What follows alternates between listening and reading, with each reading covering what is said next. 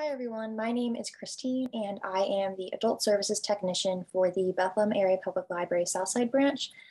Today's video is the first in a series that I'll be starting titled Southside Selections, in which I offer recommendations for books or highlight other items you can check out in our collection.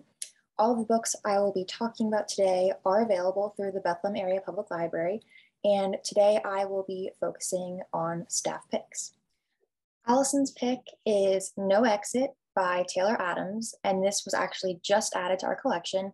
This book follows a college student named Darby who is on the way to visit her dying mother, and she gets caught up in a blizzard and is forced to spend the night at a rest stop with 4 strangers. She has absolutely no cell phone service and no way to get out, and in the hopes of getting a signal, Darby goes outside into the parking lot, and what she finds is a lot more sinister. In the back of one of the cars in the lot is a young girl trapped in a cage. So who is this young girl? Why is she in a cage? And what's more, did one of the strangers kidnap her? This book is a nonstop action-packed thriller from beginning to end, so don't miss out. I also read this, so I also really recommend it. It's definitely a great pick if you're a fan of thrillers. So my pick is Into the Drowning Deep by Mira Grant. And this is a book that I never thought I would like, let alone highly recommend, but it is absolutely fantastic. It follows a graduate student named Tori and numerous scientists, researchers, and a film crew who board a ship in order to find some answers about another ship that disappeared in the Mariana Trench several years back.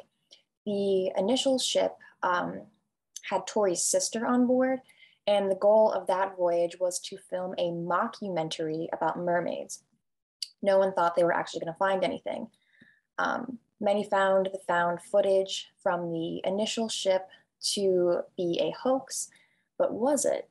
Do mermaids actually exist? If that footage was real, mermaids certainly are not the sweet creatures from the Disney film. I will say that the first 100 pages or so could be considered a little slow for some people, since it is a lot of background information, recruiting characters to go on the voyage, and explaining some science. But once the action does start, it does not slow down in the slightest, and it is really a great book all around. Steph's recommendation is The All-Girl Filling Station's Last Reunion by Fanny Flagg. What would you do if you found out you were adopted in your 60s? Follow this hilarious and heartwarming look at a Midwest woman who does just that. Curious to know more about her birth family, she makes touching discoveries about her new and old family.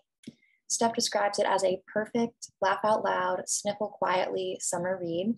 The book also features multiple perspectives if you are a fan of that style. Claire suggests the book All That She Carried, The Journey of Ashley Sack, A Black Family Keepsake by Taya Miles. We do have a physical copy of the book in our collection. It is just currently checked out. But the book introduces 9-year-old Ashley just before she was sold away from her family in 1850s South Carolina. Her mother, Rose, gave her a sack filled with just a few things as a token of her love. Author and historian Taya Miles follows archival traces back to Charleston to find where Rose may have packed this sack for Ashley. And then she follows the path that their lives and the lives of others like them took to write a unique and innovative history of the lived experience of slavery in the United States. Each item in the sack had a significant meaning. There was a braid of hair, a handful of pecans, and other items. And the sack actually sits today in the Smithsonian National Museum of African American History and Culture in Washington, D.C. And Claire said she would love to go and see the sack and the whole museum now that she knows this story. Alex chose the book Project Hail Mary by Andy Weir. Weir also wrote The Martian, if you are familiar with that.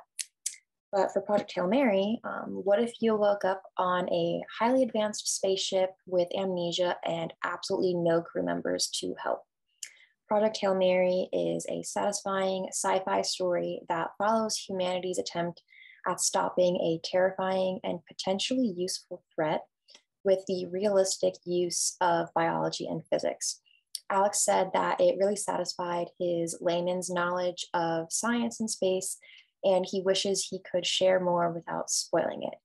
If you are familiar with the app Goodreads, Project Hail Mary did actually win the best sci-fi book of the year. Last but certainly not least, Brenda recommends the Book of Lost Names by Kristen Harmel. And this book is historical fiction set during World War II and the occupation of France by the Nazis.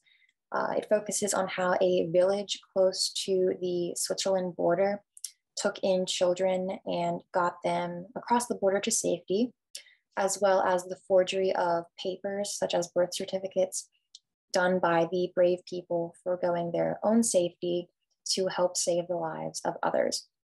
The Book of Lost Names holds the key to the escapees' real names rather than their forged names on their documents.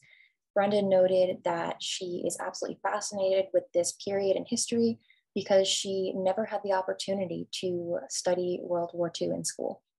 So those are all of the books I'm going to be talking about today, and I hope you found them interesting and come and check them out. If you are ever looking for recommendations, absolutely ask us. We really love it when people do, and we hope to see you at the library soon and check back for more videos in the future.